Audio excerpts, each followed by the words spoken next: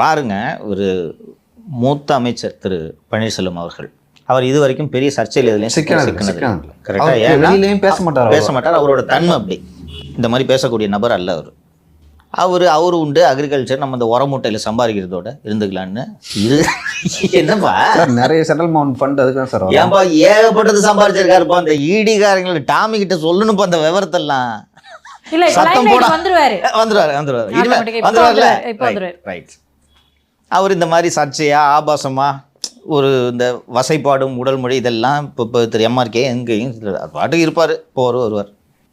அவர் இந்த கூட்டத்தில் பேசும்போது பெத்த அப்பா அம்மாவை கூட வச்சுக்க வக்கில்லாதவன்லாம் கட்சி நடத்துகிறான்.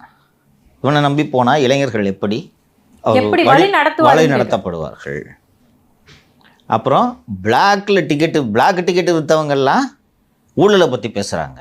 இது கூட ஓகே,